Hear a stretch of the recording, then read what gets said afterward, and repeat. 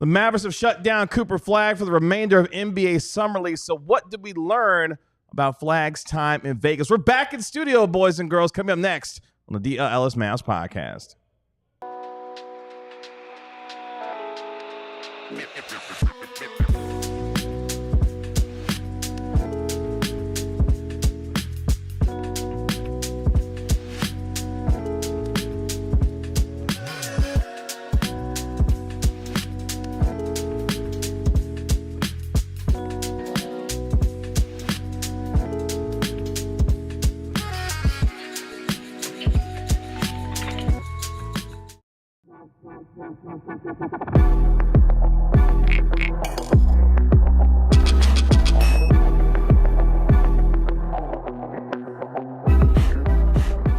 Hey, what's up, DLLS Mavs Nation? It's your man, Kevin Gray, alongside Mavericks beat writer Tim Cato, Mavericks analyst Bobby Curla. We, of course, are DLLS Mavs, your favorite guys, Kevin, your favorite team, back in Dallas for studio work here after our Vegas trip to NBA Summer League. Appreciate all of you joining us here on DLLS Sports. Now that the Mavericks have shut down Cooper Flagg for the remainder of NBA Summer League, what did we learn about the number one overall pick? Plus, we'll be joined by Jeff Sherman, the VP of Risk Management for Westgate SuperBook, a little bit later on in our show. But, gentlemen, we're back after spending some time in Las Vegas, in Sin City, where it was well over triple digits the entire time we were there. How are we feeling? Good to see you guys today.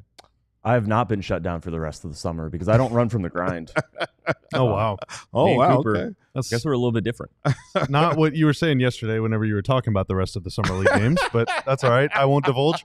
It is considerably more quiet in here than it was at the Westgate SuperBook. Mm-hmm. I kind of already miss it. I miss being in Vegas. I miss being in that giant 4,200 square foot palace. That's right. Sports palace. I'm looking out and I see no screens. There were screens everywhere I looked. So it's a totally different environment here. But it's good to be home nonetheless. Well, who knows? You might have a chance in a few months to go back out there and hang out a little bit when it comes to the Mavericks and the Lakers. But at the same time, Cooper Flagg made his Summer League debut over the weekend and played on Thursday in the anticipated game against the Los Angeles Lakers. Didn't shoot the ball great in that game, but came back and bounced back. Had 31 points in his finale against Dylan Harper and the San Antonio Spurs, going 10 of 21 from the field. Our very own Mark Stein reporting on Saturday's show live from Westgate in Las Vegas that Cooper Flagg has been shut down for the remainder of NBA Summer League. The Mavericks actually get back on the floor today, later on this evening, when they take on Con Knipple and the Charlotte Hornets. So Cooper Flagg will not play against his former Duke teammate. But at the same time, Tim Cato, successful debut for the number one overall pick from Duke. Yeah, two thoughts on Vegas Summer League for the Mavericks. First is that Cooper made a case that he was the best player out there, especially his second performance. And that's just, it's good. It's good to be one of the best players in Summer League. It's good to have one of the best performances. Other good performers in Summer League are players like Drew Timme. So it's not necessarily that What are you trying to say? I think Drew Timme is a very good player. Having a great Summer League does not mean anything, but based off what we expected of Cooper, it's good to see that second game. It's good to see him, balling and scoring and being the player that we expected him to. And then the other takeaway is that, the Summer League is ongoing, and for players like Brian Nimhart, for Miles Kelly, for potentially one of these guys to emerge as an option for the third two-way spot. These games that are coming are going to matter. I don't know how much we're going to talk about them. Certainly touch on them, as they go on. Cooper was the main story, but there's still stuff happening out there. There's still a little bit of meaning and relevance, certainly for everybody still out there for Dallas's roster going into next year. But Cooper was the takeaway. Cooper was the main story, and ultimately Cooper was a successful story out in Vegas. Yeah, I think there were times in both games where he didn't look super all the way comfortable, which is the point. Jay Kidd said, I want to make him uncomfortable. That was the day that they introduced him, and he's a man of his word. He's bringing the ball up the floor, facing a lot of ball pressure, operating from areas on the floor that he maybe didn't at Duke. Obviously, the three-point line is much further out than it is in college, and so that's going to be an adjustment too. I mean, everything is an adjustment all the time. And he was playing on the ball a lot, probably more than he did for stretches of the season at Duke, certainly. So, yeah, I mean, the times whenever he didn't look comfortable and maybe didn't look great shooting the ball, like, that's not going to make you feel good because you want him to look great all the time. But like that is their plan for him, and we'll see how much that extends into the season. If I had to guess, that was probably like, let's just maximize the hell out of these 2 games in Vegas, give him 25 shots a game or whatever. I don't expect that to be what he looks like in the regular season. I expect it to be much more kind of contained, but that was the point. So, yeah, I mean, it was great to see him. As for the other guys, Tim, like you said, like Ryan Nembhard, Miles Kelly, Kelly's had a couple. I feel like Kelly's been fine. The Mavs 2-way rookie, definitely not trigger shy. He is going to let that thing fly if you give him space. Nembhard shot it really well the first game, and the second game did not shoot it well at all. The Spurs had a bunch of like 6'9" dudes all over the floor. They were picking a full court in that game. I mean, that's not really his game going up against a team that big. So, hopefully Nembhard will look a little better in the next couple games. But there's an opportunity here. The Mavs have 3 2-way slots. 2 of them are full, Nembhard and Kelly.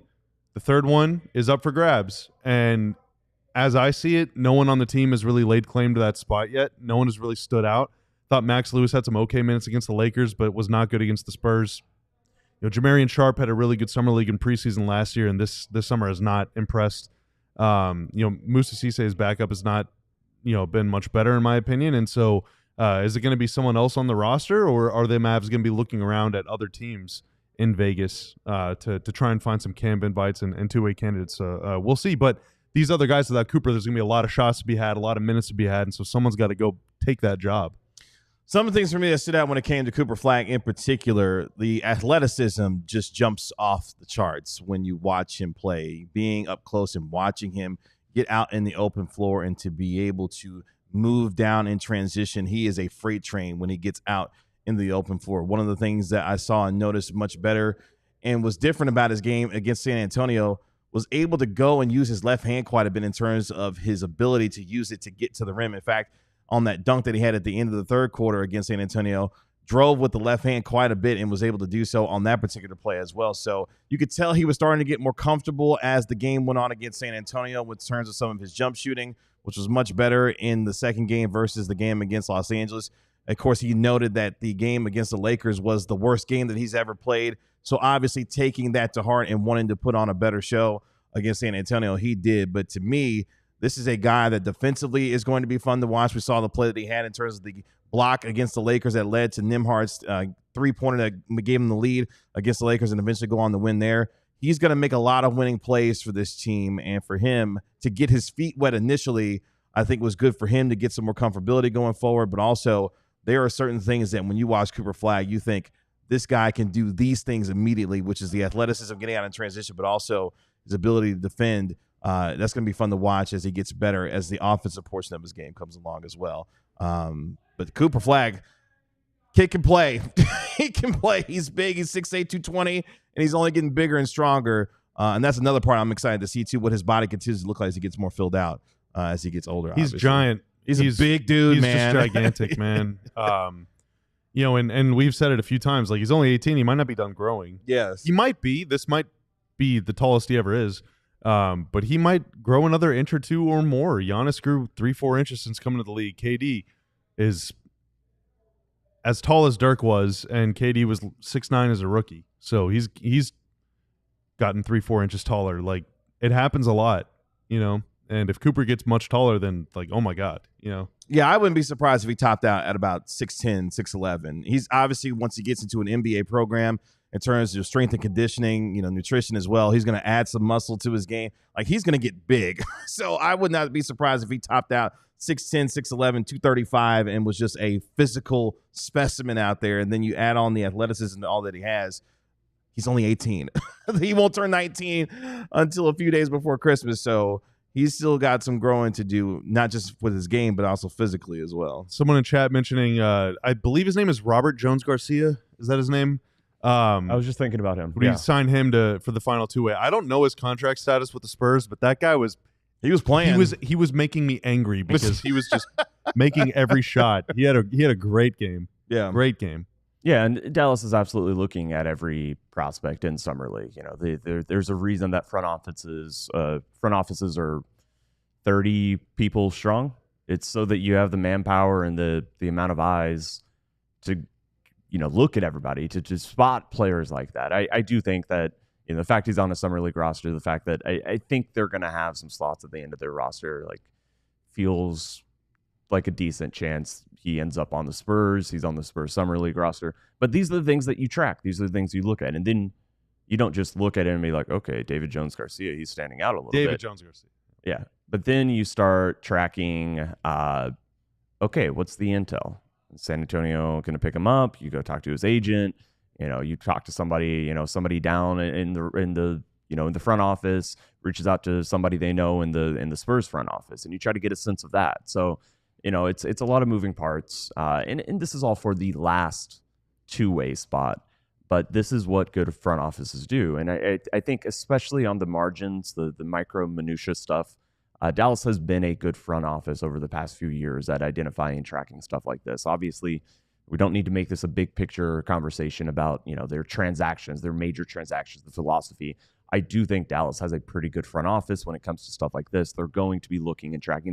They've had two-way successes. You know, they've you know, Kessler Edwards and, you know, Brandon Williams clearly were two-way successes last season. Even Kai Jones last year. Kai Jones was a success. Bringing in Moses Brown off the street. Moses Brown was playing in summer league. I think I saw that right. Really? I think so. I think I saw him on a roster somewhere. But again, just to go grab a guy and be able to fit him in, fill a need. These are things that do not happen overnight out of nothing. Like, it is a constant process, a constant churn, a constant updating of, you know, you've got, everybody thinks of scouting as college scouting, international scouting. There are scouts who just continually update the team's assessment or, you know, an internal assessment of players all around the league, so that when instances like this come up, you have a grade, you have a, you know, a belief of what this player could do and kind of what this player could do in your system, how it aligns with your philosophy. So, you know, that's all. The job continues for, you know, a lot of Dallas Mavericks people, names you've probably never even heard, you know, in that front office about what to do with the third two-way spot. For us, we're probably just going to talk a little bit about it whenever they announce it. You know, whenever they make that decision. You want to dive into personnel? Yeah, I don't know if we need to do, you know, an extensive look at the third two-way spot. But again, this is something Dallas has been good at. And so then, much for running from the grind. Well, I'm happy to. Do you think you're okay, boss man? We're going to do an entire show on a potential two-way. I got meetings tomorrow, so you have it. And then, yeah, the other thing I mentioned about Cooper, one of my big takeaways that I've talked about is just how many shots he took. 21 both games, which he only took more than that one time with Duke last season. He averaged 13.4 shots with Duke, and that is more. That would have been the second most on the Mavericks last year. So even though 21 was a lot for him, that was clearly an emphasis, a push, a focus. That was intentional. Yeah, it was very intentional. Like, Dallas wanted him to get out there and be uncomfortable in multiple different ways. That said, like I said, 13.4 shots. You know, only Anthony Davis and Kyrie Irving took more than that last season. That's more than a full shot. It's a full shot more than what Klay Thompson took last year. It's a couple more shots than PJ Washington, 3 more shots than Najee Marshall. So we are going into next season, and it's a very real possibility that, you know, Cooper Flagg averages more shots than anybody else on the roster, not named Anthony Davis, until Kyrie Irving comes back. 13 shots, if that translates to the NBA. And again, the reason I'm saying this is that we saw in Summer League there was an emphasis on him going and hunting and being aggressive and getting looks and taking jumpers. And, you know, 13.4, that would be top 50 in the NBA last season. So there's certainly a lot of, you know, this is why I think it was an emphasis for Dallas. This is a possibility. If I had to guess, I don't think he takes 13 shots a game next season, or maybe right at 13. You know, I could see it being 10, 11, 12. I said between 8 to 12 would be a pretty nice sweet spot. I think that's fair. I think that's right. But we'll see. And this was a good, you know, incubation lab to get that process started and to see how much they can lean on and rely on Cooper next season, not just for all the good things he does off the ball, which makes him such an exciting prospect, but putting the ball in his hands and asking him to be a scorer. Let's take our first break here on the DLLS Mavs podcast. When we come back, we will welcome in Jeff Sherman, VP of Risk Management for Westgate SuperBook, talking about over-unders from win totals for your Dallas Mavericks and more this upcoming season. All that and more coming next year on the DLLS Mavs podcast. But when you feel good, you look good. And when you look good, you play good. You play good.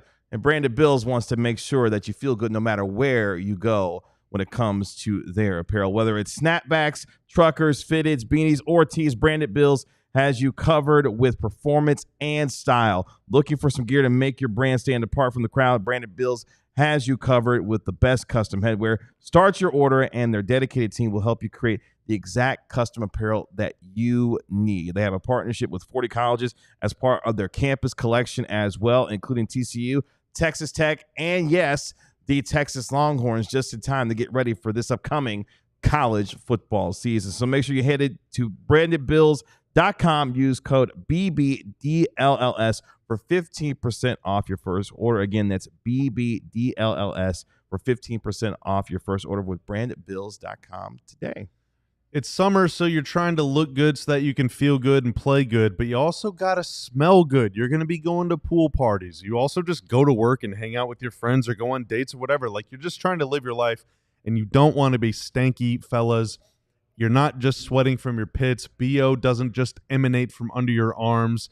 It'll get you every part of your body from head to toe. Your balls, your butt crack, your grundle, your pits, underneath your man boobs, your belly button, everywhere is going to be smelling bad if you're sweating. Mando, though, they have a whole bunch of different kinds of scents. Not only is it going to get you smelling good, but it's also going to control that sweat so that you can feel confident no matter the situation.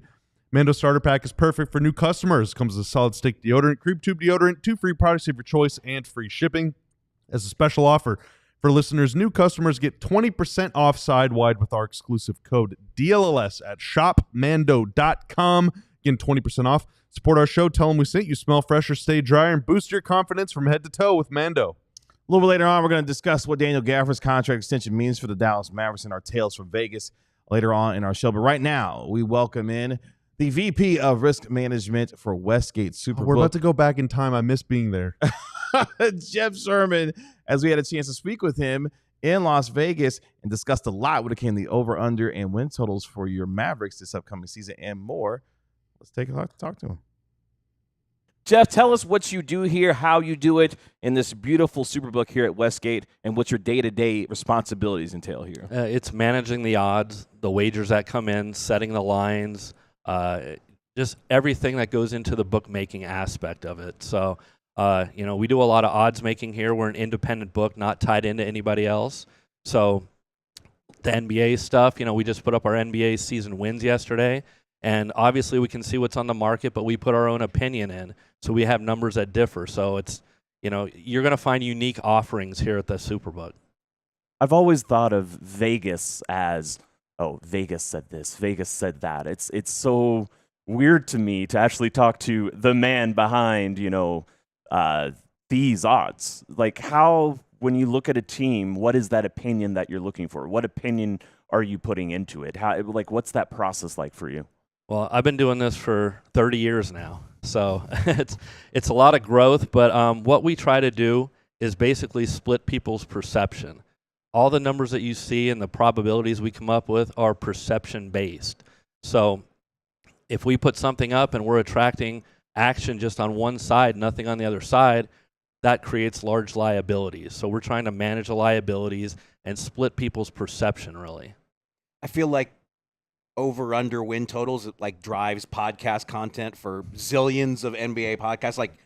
Do you look forward to the over-under portion of the season as much as we do? We did a whole thing on this on Saturday's postgame show. You got the Mavs at an over-under of 41.5. So walk us through the whole over-under game, but also we got to talk Mavs too. We got to hear how you got to Dirk Nowitzki and a half.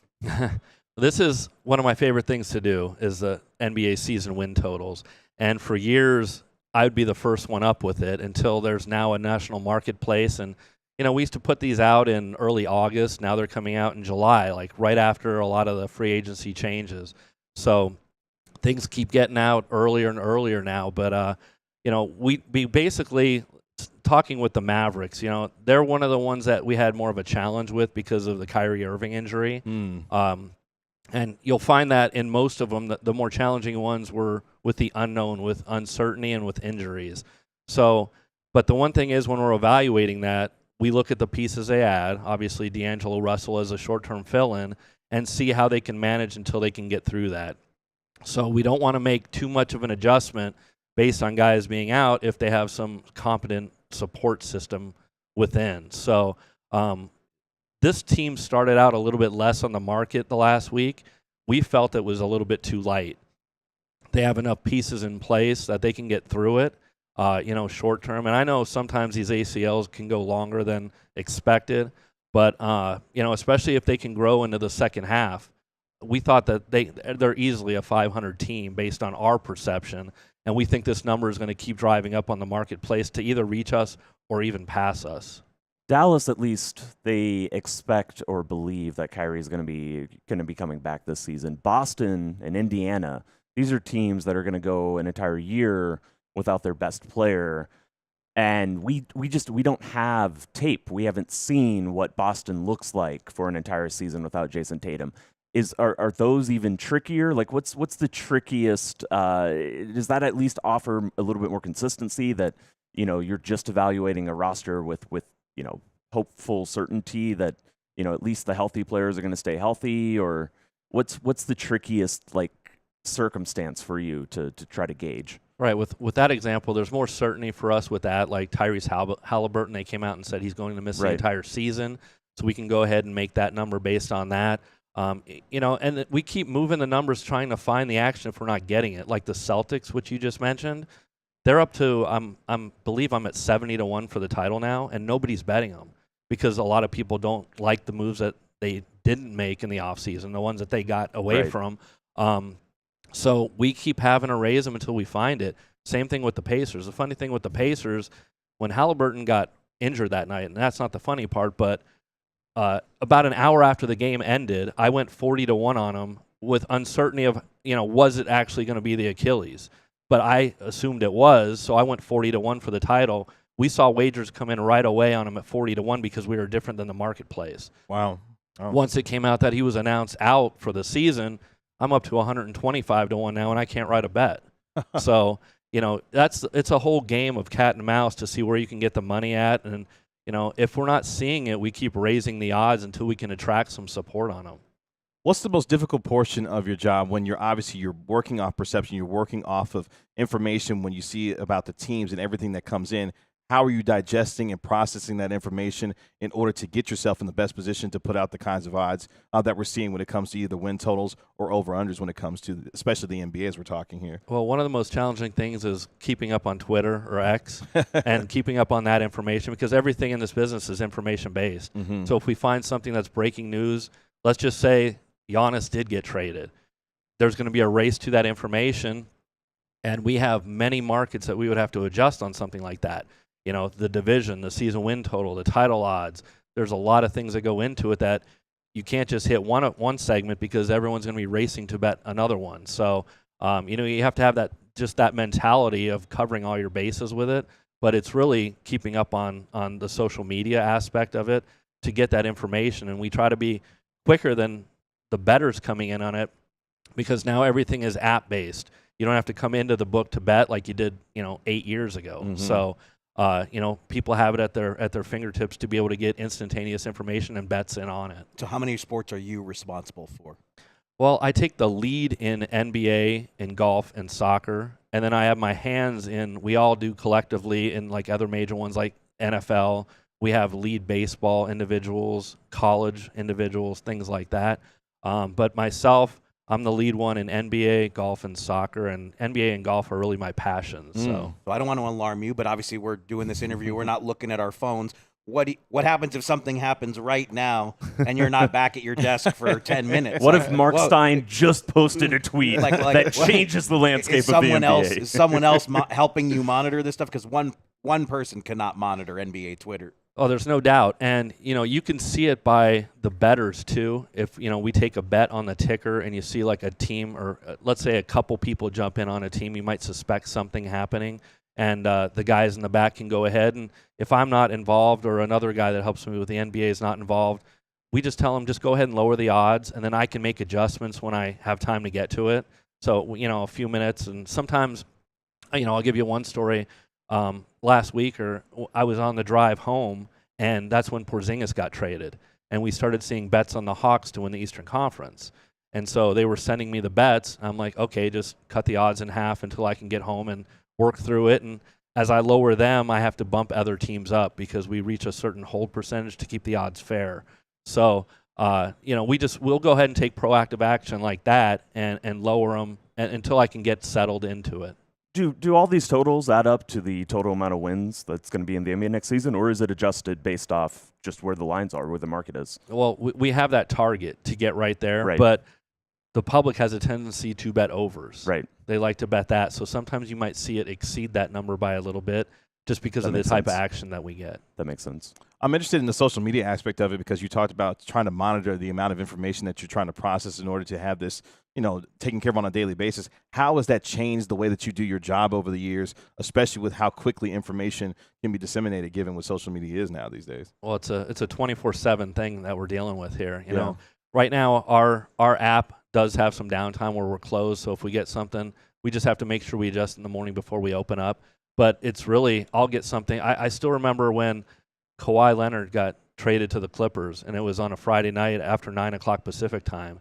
And I'm sitting there hanging out with my daughter, and, I get that stuff, and all of a sudden I have to make all these panic moves really quickly and text people and say, we got to adjust this. So, it's there's no downtime in it for us. It's 24/7, and, it's a real challenge because of that. What's the goofiest or silliest or funniest prop bet you have ever seen or been involved in?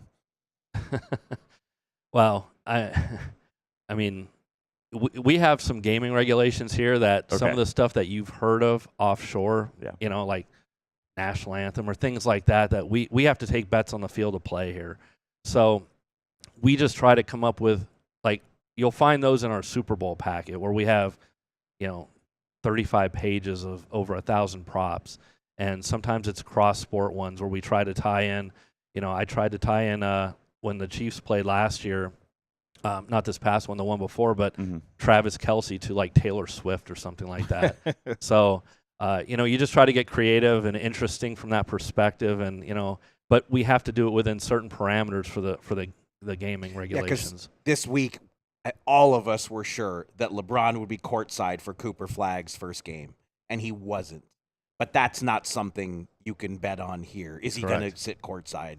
But I guess there probably are places in the world that people do that. There are, and sometimes I get asked about what would the odds be, hypothetically, and I can say this is like, not bettable odds, but this is what I would make it on something like that. But yeah, we can't offer something. It has to be on the field of play for us. Probably good for your sanity. I don't think. a little bit, yeah. I can decline some if they get too outlandish. So Sure.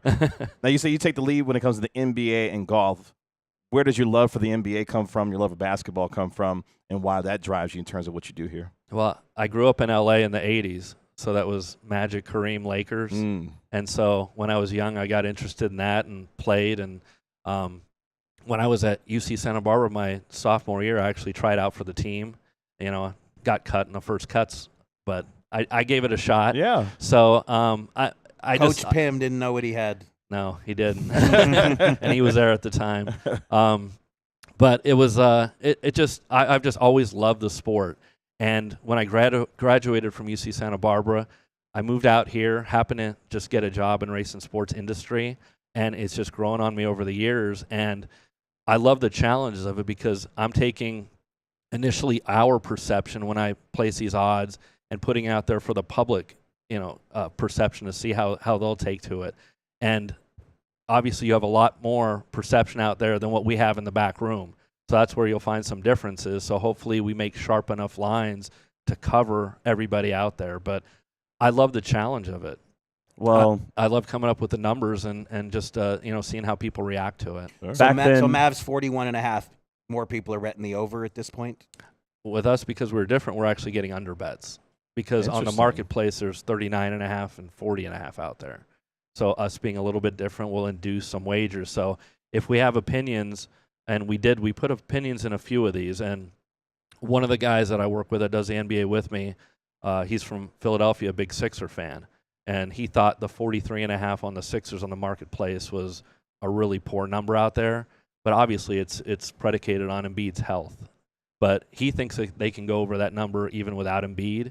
So we're a little bit higher on the Sixers than what is out there, and we're willing to take a position on it. And so if we got a bulletin today with specifics about Kyrie that said he was going to be back at this time, you will change that number immediately. Sure. Oh, absolutely. If we can find certainty and definitiveness behind it, then, it helps in our process. well, back in the day, I had money on you making the team, so Coach Pim disappointed us both.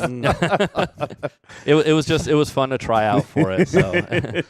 Well, Jeff, this was tremendous. Tell the folks so they can find you on social media, and obviously the work that you do here as a VP of Risk Management here at Westgate SuperBook, how they can find you there. Yeah, I'm at Golf Odds on social media, and because of my long time of doing that in this business, that was my number one thing. And I even have my own website from that. But yeah, at Golf Odds, and I put out all the NBA content. I just tweeted out the NBA wins when we got them up, and anything NBA related. So, we put up summer league odds, and when I had those, I got them out there. So anything NBA related, I'll keep passing along on that avenue. Awesome. Well, Jeff, thank you so much for your time with us here on the DLLS Mavs podcast. Keep up the tremendous work here at Westgate SuperBook, and we look forward to having you on next time here on the DLLS Mavs podcast. Thank you so much. Absolutely. Thanks for hosting us. It's been great. Yeah, thanks for having me on. Appreciate it. And again, thank you to Jeff Sherman, the VP of Risk Management for the Westgate SuperBook. Of course, Westgate SuperBook, the official hotel of the DLLS Mavs podcast Awesome throughout our place. entire stay in Las Vegas. Had a tremendous time, and we really appreciate the venue for hosting us there. We had an awesome time there. Yeah. Thank you for having us out. Jeff is a really nice guy. Everyone else that we talked with while we were there, really cool people. And I really hope we can go back in October, man. Yeah. I really hope. And if not, then I'll go back on my own sometime because that place was great.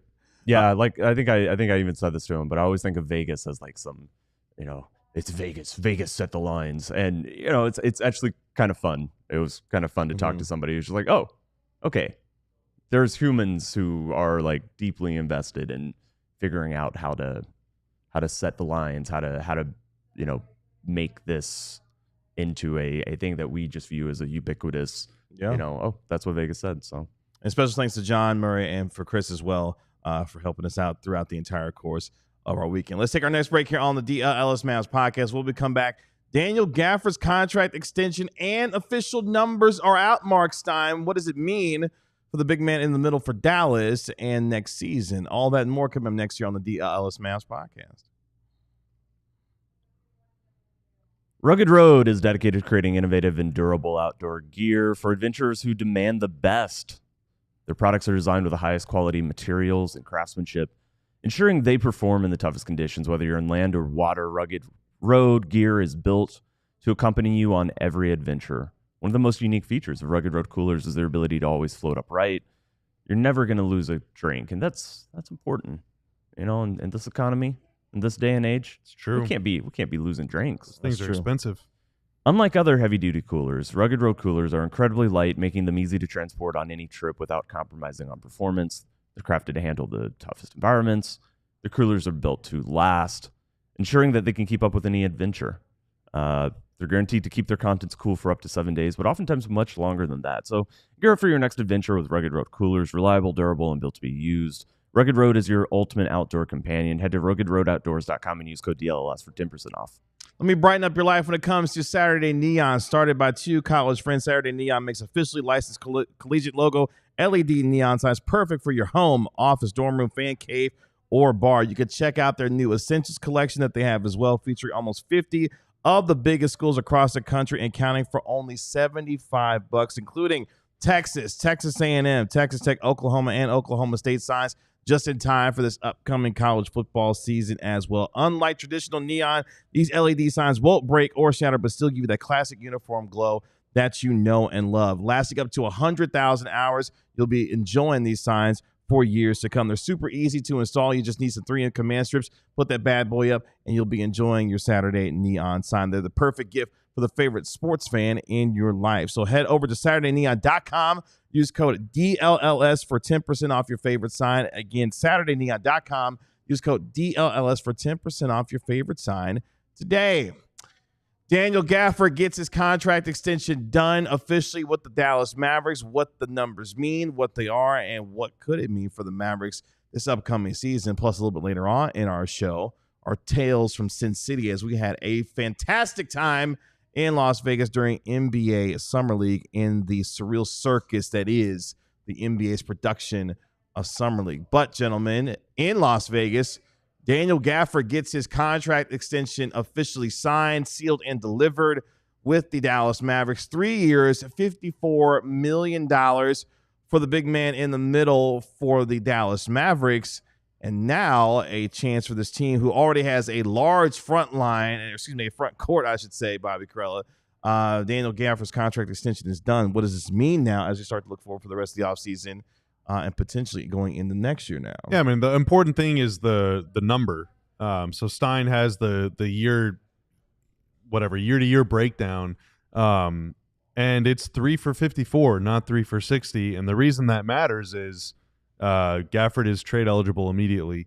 Had it been 3 for 60, he would not be trade eligible. Now, it might not matter at all. The Mavs do seem pot committed to being big. They do seem all in on big bully ball. And, you know, considering Anthony Davis's injury history and Derek Lively's injury history, obviously you want to have depth in the front court as well as the back court. I mean, we saw last year, you know, the Mavs were down to Kai and Dwight for Kessler Edwards is playing center, you know, for them in meaningful games. So I understand wanting to keep all those guys, but that is more than just a bookkeeping difference. There is a legal difference in these things. Now, that also suggests, based on what other reporters and, you know, Gafford's own agency have reported. You said it. Sorry. Yeah. Sorry, I'm just very distracted by other conversations in this building right now. 3 for Lock in, Corella. 3 for 60 implies that there are bonuses in his contract or other incentives that would be legally considered unlikely. So those could be individual performance-based or team performance-based. We often see that with, like, you know, if you make it to the finals or your team wins the title, you get $1 million bonus or whatever. Because the Mavs did not win the title last year or the year before, or it's been a while, that would be considered an unlikely bonus. Now, we don't know what those are or if those even exist. If they do exist, we'll find out about them at some point. And if Gafford does achieve that incentive or reach that incentive, or the Mavs reach that incentive this year, then it does become considered a likely bonus, which is factored into his salary moving forward. So there is some accounting stuff that matters here, but for all intents and purposes, Gafford can still be traded, though I don't think he will be at this point. The numbers officially coming in, as reported by our very own Mark Stein. Year 1, $17.2 million. Year 2, $18.1 million. Year 3, $18.9 million. And as Bobby mentioned, no trade restriction when it comes to Daniel Gafford with the deal that he signed. So year 1, he'll make 17, and it escalates each year from there when it looks to Daniel Gafford. Cato, when you look at this deal for Gafford, what does this mean for him? Obviously, this front court, Derek Lively II, who at some point is going to be looking for a contract extension as well if he's able to stay healthy and play well for this team when he's extension eligible. A lot of moving parts when you start thinking about the future of this front court for this team. Can I completely ignore your question and instead talk about the funniest unlikely bonus that has ever happened in league history? You can. I'll come back to your question. No, I promise no problem. I won't ignore it. No problem. Anyway, just talking about unlikely bonuses reminded me that Spencer Dinwiddie, when he signed a contract with the Nets, Wizards, wherever he signed a contract, it was, I guess, with the Nets, right? Who can say? Who can say? He had a $1 bonus if his team won the NBA title. $1? Yeah, not a $1 whole million. dollar. Did they forget a couple zeros or something? No. He had a $1 bonus, and he knew about it. It was his agent's work. Must have been with the Wizards. Oh man, I'm blanking on his name. Anyway, his agent has a sense of humor about this type of stuff, and loves putting like funky, wacky things like that in. Spencer has joked before that had joked in the past when he was under that contract that if it was triggered, if they won, he wanted the $1 paid out in pennies. Oh wow! So unlikely bonuses do exist, and sometimes they're just agents bored having a good time. But then there was one recently when Kyrie signed his first contract with the Mavs a couple years ago.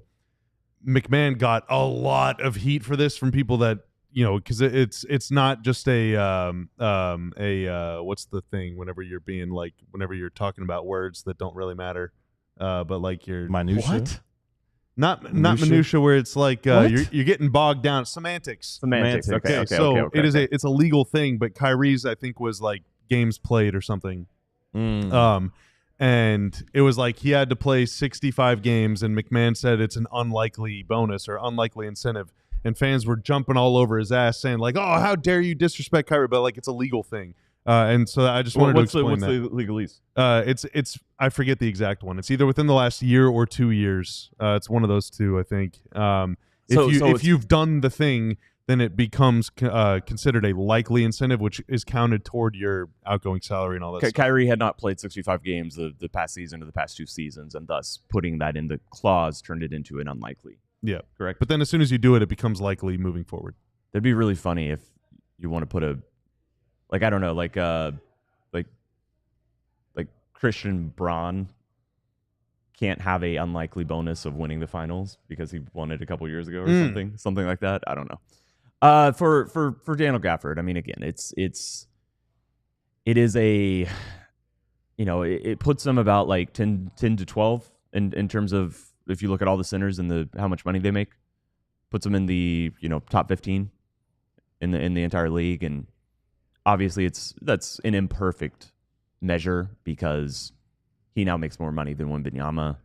He makes more money than Chet Holmgren on the books currently, although obviously Chet Holmgren just signed a pretty big extension that'll kick in the year after next.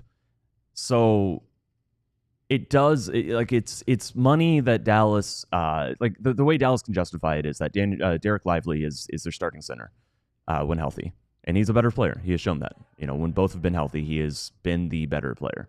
But Dallas has they put a lot of value into having 48 minutes of, rim protection and centers and optionality and just being always able to have, big bodies on the court. And Lively has been injured at times. Lively is on his rookie deal. He's 12th pick, so it's not, we're not talking like, the minimum, but he does not make as much as he will eventually make in the open market, assuming, his health stays the same or like he's able to improve his health, improve the amount of time that he's on the court. So the way Dallas can justify this is say, even though the backup is making starter money, the starter is making backup money. I still think that gets very complicated because Anthony Davis will play for the 5. There are going to be games next season where Anthony Davis plays the 5 alone by himself, and they're just going to have to figure that out. I think that's complicated, but Dallas now has the optionality. They can go into next season. Certainly, they are and should go into next season expecting Derek Lively and Anthony Davis to miss some games. That is their precedent. That's the precedent of both those big men, is that they miss time. And so while I think it's a little bit complicated, I still think the rotation is going to be pretty tight, especially, and I think so much of it stems from this specific logjam, where the guy who wants to play the 4, the guy who you're willing to let play the 4 in the regular season, still is going to eat into the minutes of when the entire roster is healthy. He's going to eat into the minutes at the 5. Derek Lively and Daniel Gafford can only play the 5. Unlike, any other position, like there's a lot of mixing and matching and you can figure it out. You cannot figure it out when Anthony Davis alone by himself is playing the 5. Still, Daniel Gafford's contract, he's earned it. He's a really fun and enjoyable player. He is a good regular season player. And if you have injury issues, Dallas is set up very well. And if at some point Dallas needs to go pivot, if Dallas needs to make a consolidation trade, if they need more playmaking, passing, creation on the roster, they have a guy who is valued around the league, who now is locked up for multiple years under a contract, which when you're trading for a player you want, that is valuable. That increases a player's value. when you consider all those things, Dallas is still set up pretty well. Again, we'll see exactly what happens. But yeah, I think that's the rundown of where we stand on Daniel Gafford. The incentive thing is based on the previous year, by the way. I just double checked. Okay. It's not the last 2 years. I don't know if it was at some point or why I'm thinking about that, but it is just the previous season. Possible to change with the CBA. Who knows? Maybe that's why. Who knows? Who knows? I'm also not sure. Well, let's take our final break here on the DLLS Mavs podcast. When we come back, our tales from Sin City, what we experienced at NBA Summer League this year as Cooper Flagg made his Mavericks debut. All that coming up next year on the DLLS Mavs podcast. It's diehard time, but before I talk about becoming a diehard, I actually want to reveal a little bit about what we're doing here this week at DLLS Sports. So some of you might have noticed, hey, there was no Cowboys show this morning. What the heck is going on there? Where's the Cowboys show? I love the Cowboys show. Oh, that's so weird. I thought I saw the Cowboys in here. Yeah, we don't have a Cowboys show anymore. We just said, you know Oh. what? We're over it. Oh, wow. We're That's over so sad. Yeah. That Just is kidding. not Just true. kidding. There will be a Cowboys show tonight, 7 p.m. Central. Tomorrow night, there will be a Stars show at 7 p.m. Central. Wednesday night, there will be a Rangers show at 7 p.m. Central. Thursday night, we will be on at 7 p.m. Central. What the heck are we doing with all these shows in primetime? Well, this is Rank Week here at DLLS Sports, and we are ranking each beat's top 10 what-if moments in their franchise's history. So tonight, you'll be able to see the Cowboys crew talk about the top 10 Cowboys what-ifs.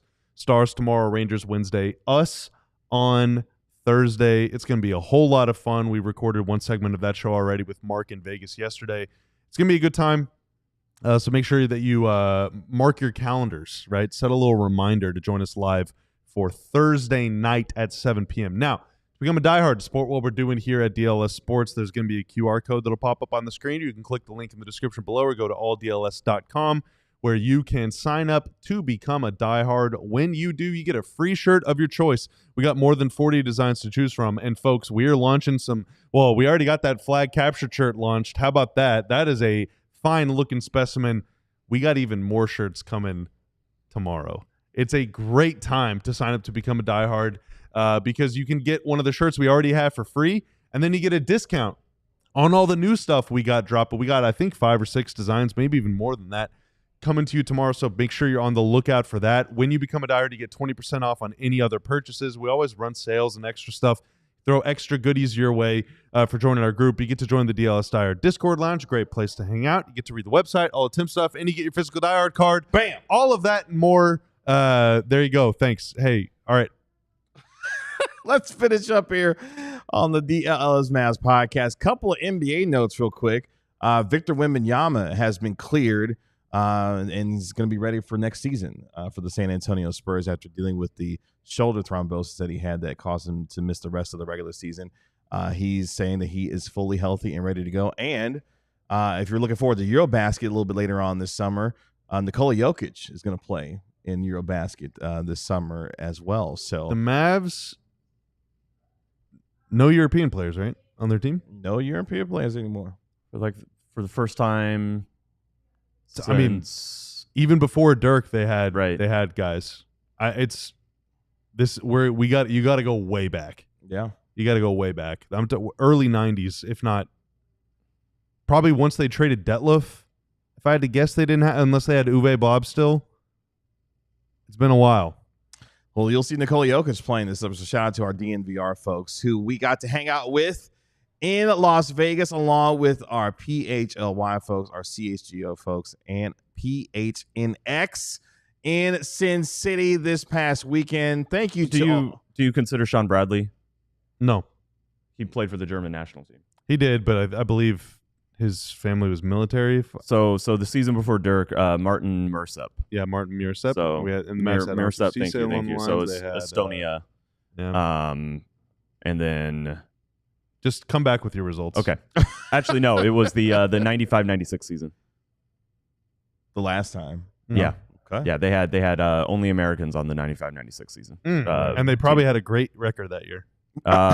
They won 56 games. Wait, they lost. 56 Oh, games. wow. Yeah, so. Thank you to all the guests that we had during our time in Las Vegas. Shout out to Ryan Nimhart of the Dallas Mavericks, also Tim McMahon of ESPN, Kirk Henderson of Mavs Moneyball, of course, Mike Curtis of the Dallas Morning News, and Marjay Spears of ESPN for also joining us. We were able to stay at the beautiful Westgate Las Vegas Resort and Casino in Las Vegas in the Westgate SuperBook, the official hotel, of course, of the DLLS Mavs podcast, and we had a tremendous time out there. And for me personally, it was my very first NBA Summer League to cover. Picked a hell of a one to go to for the very first time with, of course, number 1 overall pick, Cooper Flagg, making his Summer League debut. And when I tell you it is a controlled, surreal circus, it is quite the scene and quite the happenings in Las Vegas. At one point, I ran into Cedric the Entertainer, who was walking in with Steve Ballmer, who all were sitting on a row that included Steve Ballmer, Mark Cuban, Cedric the Entertainer, Allen Iverson, and Ace Bailey all sitting on the same row. And then, of course, back on Thursday night, Savannah James and their family were there to watch Bronny James. The Mavericks contingent that included Kyrie Irving, among others, were there watching Cooper Flagg's debut. But just the amount of people and personalities that you run into at NBA Summer League, it is like one big NBA convention. And you can get some sensory overload with all of the NBA folks that are there. But I had a blast. It was a tremendous experience to be able to catch up with some folks who I had never met actually physically in person, but have talked to virtually throughout the years. So that was really cool to be able to experience that. So I'm glad that this was the first one, and hopefully many going forward, because my gosh, the NBA, it's one of the reasons why the NBA is the best, because they put on a show no matter what they do, and NBA Summer League is definitely some of that. So miners, like people who go drill and like deep in mines. Okay. Sometimes when they come up to the Thank God surface, that's the direction you went with that. What was the other direction you thought I would be going? Just keep going. When they come up to the surface, they often wear sunglasses because they've been in pitch darkness for so long, and they're coming back up, into blinding sun. It's like a pretty staple, common thing to do just to make sure that you can adjust quicker. And that's kind of how I feel Vegas is. Like once you get there, they need to hand out sunglasses so that you can like slowly adjust. You got to take your Shady Rays with you, man. I know, right. I know, and you got to adjust to the brilliant. Like there are more LED lights in that city than sober people. It's just a crazy place. I'm blurring. I wasn't out and about and around quite as much as I am sometimes. Just with the sense of coming back, doing the show after the Cooper games, and just we're grinding out there. But just to blur some stories from the past plus this, it's just so funny wandering around Vegas, and you see rookies with sunglasses on indoors, like that's going to prevent them from being noticed, except like, bro, you're 6'8". I think people are going to know, sunglasses or not, that you're an NBA player. They might be trying to conceal something else. They're walking by and like dapping up podcasters they had just interviewed. Bro, we ran into Mike Miller in the airport yesterday on the way back. Yeah, he's just randomly sitting in the same lounge that we are. And I remember another moment, where a vet who had made like $80 million in their career was just like egging people on at a blackjack table, like double or nothing, like keep. Oh, I thought you were talking about Corella. No, never mind. Okay. No, and and of course this vet, the vet in question, did not have any money down on the table. He was just doing it for the love of the game. No, I'm just going. There's another moment, somebody just being like, "Where's the nearest gelato spot?" And it's like this NBA veteran, known for their appetite. It's a really funny place. It's a very, very funny place, specifically during Summer League. The people spotting is, the people watching is the player spotting, and just wild. Trying to figure out a player known for their appetite, and I don't want to say the obvious one because Clarence got in trouble for making a joke about that. Yeah, we're gonna leave that alone. Vegas is great.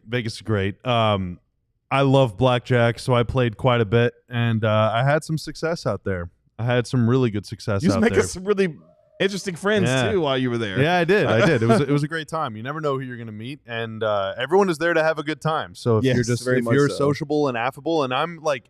Around people I know, sometimes I don't shut up, but around strangers, I'm usually very quiet. But I got to know a bunch of people out there. It was a really good time. I also took some of my winnings and from the Westgate and invested it back into the Westgate in the form of NBA props I'm not going to reveal what I did because that could be considered gambling advice, which I think is illegal, and also I don't want to give advice because I'm just a guy with sometimes lousy sports opinions. But I think the DNVR Nuggets crew will be happy with one of the things I did, and I think the CHGO Bulls crew will be pretty happy with one of the things I did.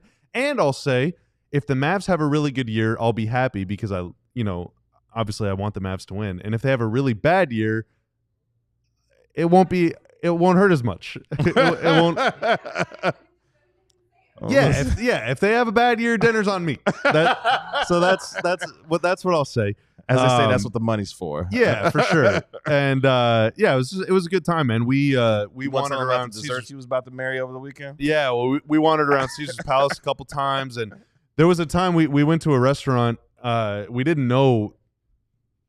We were joking that we were going to go see Kelly Clarkson one night at dinner, and then we show up to this restaurant that we made a reservation at the next night as the Kelly Clarkson show was starting. And we were like, we should just go to that because we were thinking, tell the story right. Me and Tanner said we should go. Yes, and then I was like, okay, Kelly Clarkson, she's probably got 3 or 4 songs. Like, does she have enough? And then y'all started reading her top 50 on Spotify, and I'm like, I got all those songs memorized, banger after banger. I celebrate the whole catalog, the whole Kelly catalog. And then we saw the ticket price, so we were like, maybe next time. But a bunch of people out there were also seeing Backstreet Boys at the Sphere. Tim, I'm sure that you were there for that. Yeah, I mean, I had to perform. Okay. That's right. I saw the opening number on there was an Instagram knows where you are, obviously. And once I got home from the airport last night, I was just scrolling IG in bed, and I saw how they began their set. And I was thinking, how is Backstreet Boys going to perform at the Sphere? They're not really known for psychedelic sort of effects and stuff. It looked really cool. So, maybe we should go back and see them too. I don't know how long either of those residencies are, but if I'm going back to Vegas in October, I'm at least gonna go catch Since You've Been Gone live behind these Hazel's eyes. I'm about to say Because of You. Kelly Stronger Clarkson will still be there. Miss Independent. Yeah, she'll still be there when we go back in October. All right. Well, then I'll be there Backstreet too. Boys will still be out there as well. So I might have to pull a double show double feature? header. Yeah, There double you go. feature. Yeah. When do you think the Sphere is going to offer DLLS Mavs a residency? Well, if we go back in October, and if the NBA Cup, if the Mavs have success in the NBA Cup, we might be out there in December in too. December as well. And you think the Sphere is going to give us a residency? Well, the Westgate certainly is going to be a tough act to top. That's true. That's We well should said. do a live recording of this show in Vegas at some point. We should. Have a whole studio audience and just go at it and just. I was confused for a second. I was like, we just did a live show. No, But did you forget? in we front of a just live did. studio audience. We should do a live show in Vegas. Kevin, we just did that. Best thing anybody ate in Vegas. We know The Bobby's dessert answer. that I had. I don't no free advertising on this program, but I had this toffee ice cream thing from Gordon Ramsay Burger. Literally no free advertising. We just went over this. It's fine. The Westgate is the only thing that we did while we were there. We just hung out at the Westgate. I had this dessert there, and dude, whatever. It was so good. It was Whatever. There was just something special about this thing. Every other thing I had was good, but this thing was just I can't even explain You can't what it adequately meant to me. It describe was it. just so good. I had a sticky rice sushi roll. It was just incredible. Nice. Oh, Yeah. sticky rice sushi roll. Wow, that sounds Yeah. It was very, nice. very, very good. I had the best ever biscuits and gravy and fried okra I've ever had from a particular place that we won't advertise. But you're gonna give the Hell's Kitchen guy a shout out? Oh, well, fine then. Lolo's Chicken and Waffles. That's where it was. You're not supposed to dox us, Kevin. Because who knows? Maybe Bobby Flay was like, I would love to support DLLS Sports on YouTube, and then he's going to tune in to confirm that this is the right decision. You for act him. like they're not friends or something. And you're shouting out Gordon Ramsay. Why are you promoting Bobby Flay? I am not. Yeah, Bobby. I said Why did you choose maybe. Bobby Flay of all I people? said maybe. Why did you choose Giada De Laurentiis or somebody? I wouldn't do that. Oh, wow. What about Emerald? Yeah, well, yeah. Any of y'all will take all your money. Please sponsor our show. Tanner, did you have a good time in Vegas? Yeah, it was awesome. It was a great time. Tanner was Really the MVP enjoyed of the trip, man. He got us in and out. setup, equipment. He was fantastic. Had delicious steak. It was good. Yeah. You did have a fantastic steak. Yeah, you sure did. But we had a great time. Hopefully you all enjoyed our coverage as well from Las Vegas. We were very, very proud to be able to bring you that coverage from Sin City throughout the time that we were there. And we look forward to going back because we had a tremendous time. Yeah, and thank you again to the Westgate. Great spot. Westgate SuperBook. Great spot. The official hotel of the DLLS Mavs podcast. Tremendous, tremendous host. So shout out to John. I told Mark, Stein is a big tennis guy real quick. And they got tennis courts out there. And I was like, Mark, we got to go play. And he's like, I can't play tennis. And I was like, well, they got a bunch of pickleball courts too. And he was like, pickleball?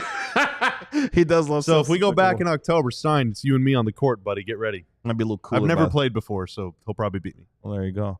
Appreciate it, guy Tanner. Making us look good and sound good as always. Thank you, sir. That'll do it for us here today on the DLLS Mavs podcast. We'll be back tomorrow at 12 p.m., boys and girls, as the Mavericks continue their NBA Summer League. That's our Mavericks analyst, Bobby Curl. That's our Mavericks beat writer, Tim Cato. I'm your host, Kevin Gray. We are DLLS Mavs. We'll talk to you tomorrow at 12 p.m. right here on DLLS Sports. Y'all enjoy the rest of your day. We'll talk to you later. Peace. We all silly like the mayor.